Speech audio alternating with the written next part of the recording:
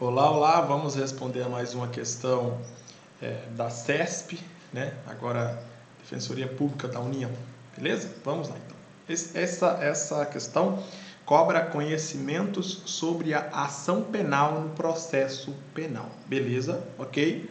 Tanto alguns artigos aí do CPP quanto alguns poucos artigos aí do CP, beleza? Então, vejamos a letra A. Vejamos a letra A. A regra geral no sistema criminal brasileiro é de que a ação penal deve ser de iniciativa privada, salvo quando a lei declara expressamente os casos em que deve ser de iniciativa pública. Errado, porque a gente já aprendeu em comentários anteriores que a regra geral, na verdade, é a ação penal pública incondicionada, né?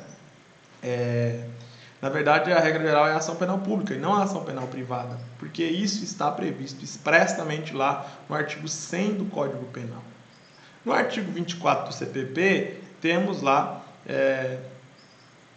a regra de que a ação penal é de titularidade do Ministério Público. Beleza? E no artigo 100 do CP tem uma complementação dizendo que a ação penal pública é a regra geral. E se for caso de crime ou de infração de ação penal privada, a lei que assim o declara. Beleza? A gente já explicou tudo isso. Inclusive, eu fiz questão de colocar aqui o artigo 24, nos crimes de ação pública, essa será promovida por denúncia do Ministério Público. Beleza? E o artigo 100, caput do CP, diz expressamente, a ação penal é pública, é a regra geral, salvo quando a lei expressamente declara privativa do ofendido. Perceba que a ação penal privativa do ofendido, da vítima, é a ação penal privada. Então, a regra não é a ação penal privada. A ação penal privada é a exceção. Tá? A regra, na verdade, é a ação penal pública. Beleza, isso aí já está bastante claro em todos os comentários já feitos nas questões anteriores. Então, a letra A, ela está equivocada, tá bom? Não está correta, não é o gabarito.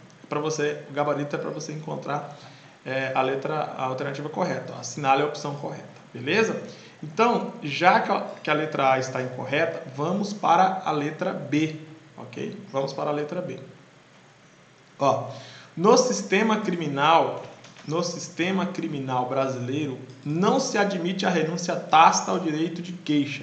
Está errado esse item. Essa afirmação está incorreta. Por quê? Porque se você ler o artigo 57 do CPP, você verificará que, na verdade, a renúncia ao direito de queixa e o perdão na ação penal privada são atos que podem ser praticados expressamente, né, de forma escrita ou de forma tácita. Beleza. Veja bem, a renúncia tácita e o perdão tácito admitirão todos os meios de prova. E a questão está contrariando o artigo 57, porque está dizendo que não se admite a renúncia tácita. Então, só aí já está errado. Beleza? Está totalmente errado o item da questão. A letra B. Mas, se você ler o artigo 104 do CP, esse artigo 57 é do CPP. Se você ler o artigo 104 do CPP, você também verificará que é admitida, sim, a renúncia tácita. Veja bem, o direito de queixa não pode ser exercido quando renunciado expressamente ou tacitamente. Simples assim. Admite-se a renúncia tácita, admite-se a renúncia expressa. Simples. Não tem muito o que se complicar aqui. E aí o parágrafo único aqui do artigo 104 do CP conceitua para você o que é a renúncia tácita. Beleza? Veja bem. Importa a renúncia tácita ao direito de queixa a prática de ato incompatível com a vontade de exercê-lo. Não a implica, todavia, o fato de receber o ofendido a indenização do dano causado pelo crime. Então, imagine o seguinte. João causa uma infração. João pratica uma infração penal contra Maria. Uma infração penal de ação penal privada. Beleza? Uma infração de ação penal privada. Beleza. Maria tem o direito de queixa, ou seja, o direito de ingressar com a ação penal privada, cuja petição inicial é a queixa-crime, ou também chamada de queixa. É o direito de queixa, tá? Beleza, isso está previsto no artigo 30 do CPP.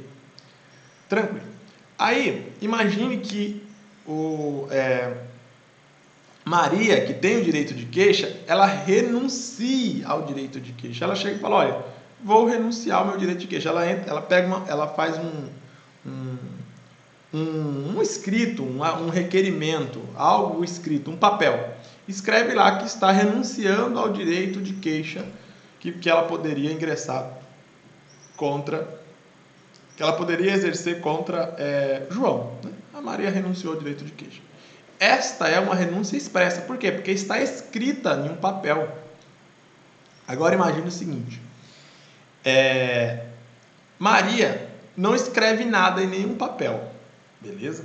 Só que Maria fala para todo mundo que não vai exercer o seu direito de queixa contra João. Fala para várias testemunhas que não vai exercer o seu direito de queixa contra João. Fala, inclusive, para João que não vai exercer o direito de queixa contra João.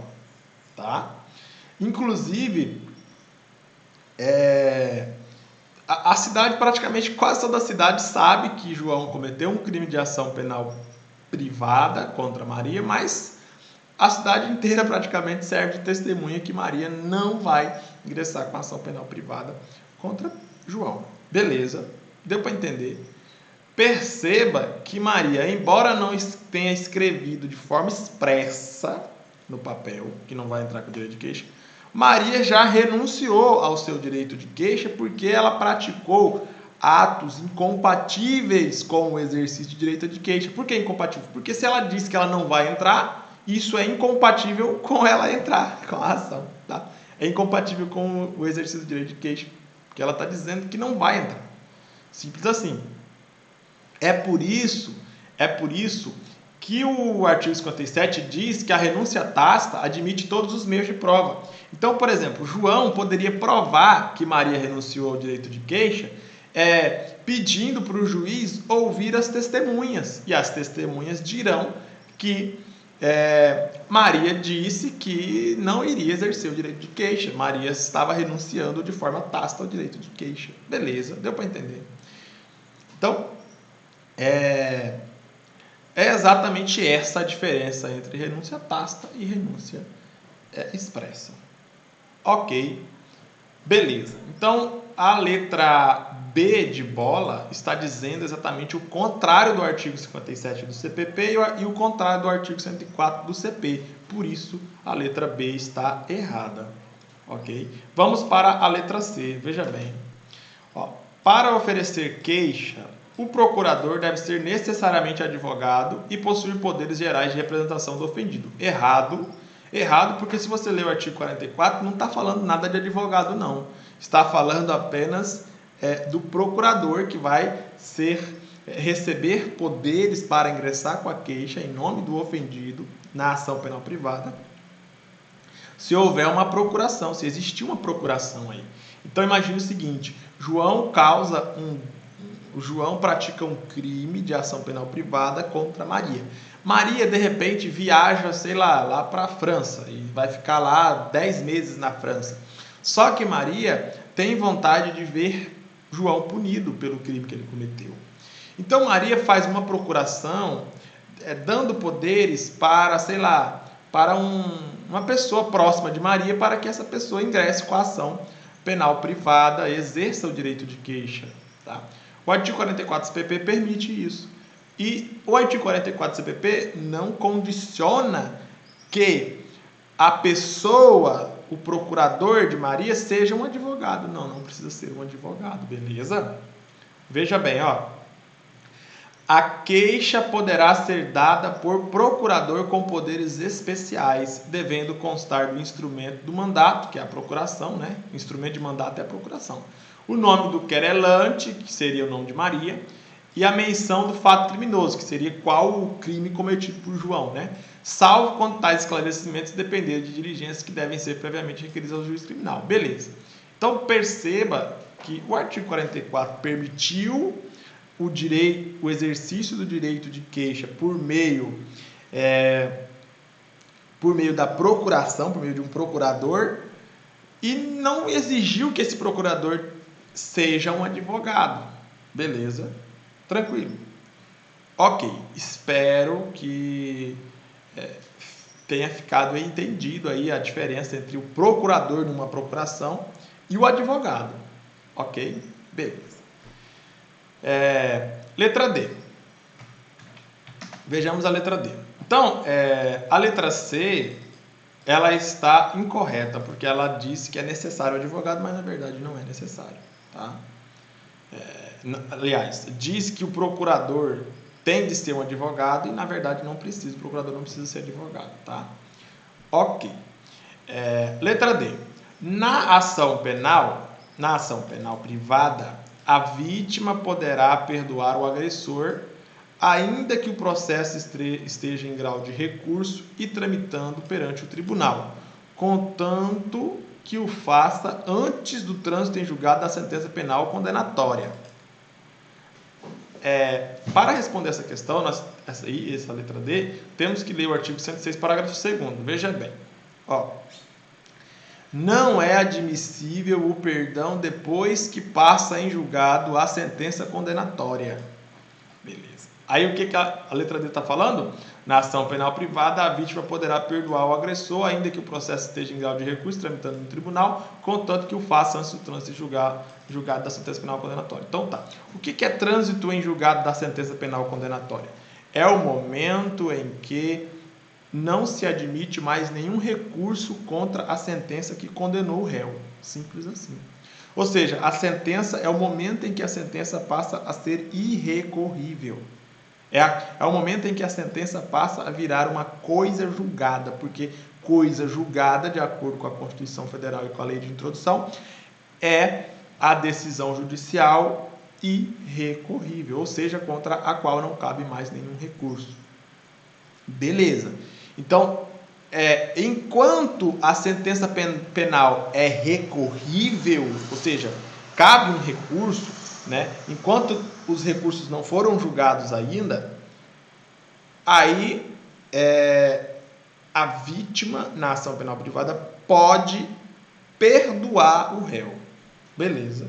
E o perdão do réu gerará a extinção da punibilidade. Tá? Beleza. Ok. Agora, depois que, imagine, a vítima, João pratica um crime de ação penal privada contra Maria. Maria ingressa com a queixa. A ação penal é iniciada, o juiz ouve a testemunha, ouve o autor, ouve o réu. Tá? O juiz profere uma sentença condenando João pelo crime tal de ação penal privada. Aí João recorre, vai para o tribunal, João recorre de novo, vai para o tribunal e fica recorrendo. E a ação penal privada, a sentença ainda não transitou em julgado. Beleza. Até esse momento aí, a vítima pode perdoar o réu. Beleza? Agora, depois que todos os recursos são esgotados, ou seja, depois que transita em julgado a sentença, não cabe mais nenhum recurso, aí a vítima não pode mais perdoar o réu. Beleza? Tranquilo? Entenda isso, pelo amor de Deus. O perdão só pode ser feito até o trânsito em julgado da sentença penal condenatória. Após o trânsito em julgado, não se admite mais o perdão. Simples assim. É isso que está dizendo o artigo 106, parágrafo 2º do Código Penal. Beleza? Ok. Então, a letra D, ela está correta.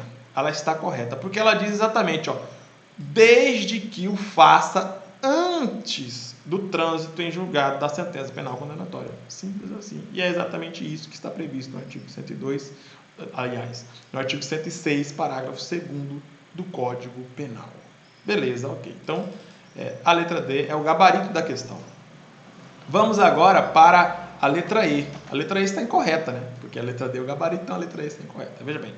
Nos crimes de ação penal pública ou nos crimes em que se procede mediante queixa O perdão do ofendido obsta o prosseguimento da ação. Perceba o seguinte, a questão está dizendo que o perdão do ofendido, da vítima, pode ser feito na ação penal privada, que é de titularidade da vítima, ou na ação penal pública, que é de titularidade do Ministério Público, que envolve interesses públicos. Está errado, porque o perdão da vítima só tem efeito, só pode ser praticado na ação penal privada. Não pode ser praticado na ação penal pública. Imagine o seguinte. Imagine que João pratique o crime de estupro contra Maria. E aí, o Ministério Público ingressa, perceba que o crime de estupro é um crime previsto no artigo 213 do Código Penal. E de acordo com o artigo 225 do Código Penal, esse crime é de ação penal pública incondicionada. Por quê? Porque o crime envolve altíssimos interesses públicos para a sociedade como um todo. A sociedade não vai querer à solta o estuprador. Beleza? Então, refere-se a interesses públicos da sociedade. Tá? Então, assim, imagine que a vítima chegue para o Ministério Público e fale assim, olha, promotor, eu estou perdoando o estuprador. Não precisa mais entrar com a ação penal, não precisa continuar com a ação penal, eu não quero que ele seja condenado. Simples assim. Doutores, isso não se admite no direito, porque a vítima não embora a vítima tenha sofrido um abalo psicológico, mental, psíquico, em razão da violação da sua dignidade sexual, ela não é dona do interesse público da sociedade. Beleza. Manter um estuprador fora da sociedade é um interesse público da sociedade. Então, a vítima não é dona do interesse público. Beleza? O interesse público é do povo e não da vítima. Por isso, embora, mesmo se a vítima perdoar o estuprador, esse perdão não vai gerar efeito nenhum na ação penal pública de titularidade do Ministério Público. Ou seja, o estuprador continuará sendo processado por meio da ação penal pública pelo Ministério Público, e ele sofrerá as penas da lei. Ele será preso, etc. Deverá cumprir a pena, etc. Beleza? Então, a questão está dizendo que na ação penal pública é admitido o perdão pela vítima. Está errado, porque não é. O perdão só é admitido na ação penal privada, porque a ação penal privada refere-se a interesses privados. Beleza? Exemplo. Veja só um exemplo. Crime de abandono de animais em propriedade alheia. João abandonou, um monte de cachorro lá na propriedade de Maria. Os cachorros estraçalharam todas as plantações. Ou abandonou cavalos, animais equinos lá na plantação. E Maria teve um prejuízo, que todas as suas plantações do seu terreno foram prejudicadas, acabaram, foram extintas, foram varridas da humanidade. Enfim, a sociedade não tem interesse público nenhum nesse crime. Por isso que o Ministério Público não tem nada a ver com esse crime. Não tem direito a ingressar com a ação penal pública. Nesse caso, se trata de interesses privados de Maria, interesse particular de Maria. Maria, se quiser, que entre com a queixa-crime, que inicie a ação penal privada. Então, se Maria decidir que vai perdoar o João, beleza, é o interesse de Maria, interesse particular de Maria. Tá? Então, lembre-se, perdão só tem efeito, só tem eficácia jurídica no âmbito da ação penal privada. Não existe perdão do ofendido no âmbito da ação penal pública. Pode até existir o perdão, mas esse perdão não gera efeito jurídico nenhum na ação penal pública. Beleza? Ok? Tranquilo, espero que você tenha compreendido a explicação. Aí eu fiz questão de colocar o artigo 58 do CPP aqui no material, e o artigo 105 do CPP, que fundamentam de forma legal o que eu disse. Veja bem o artigo 58, ó. Concedido o perdão, mediante declaração expressa nos autos, o querelado será intimado a dizer dentro de 3 dias se aceita o perdão, devendo ao mesmo tempo ser cientificado de que o seu silêncio importará a aceitação. Então perceba, quando Maria perdoar o João em uma ação penal privada, né, sei lá, crime de abandono de animais e propriedade alheia, Maria vai perdoar João. João vai ter 3 dias para dizer se aceita o perdão ou não. Se João aceitar o perdão, tá tudo certo. Aí o juiz vai extinguir o processo por causa da extinção da punibilidade. Beleza. Se João ficar quieto, significa que João aceitou. O silêncio, nesse caso, de forma excepcional, importa a anuência. Nesse caso, o silêncio importa a anuência. Maria perdoou João. João ficou quieto? João concordou com o perdão. Simples assim. É o que está dizendo aqui, ó. O silêncio importará a aceitação. Beleza? Ok.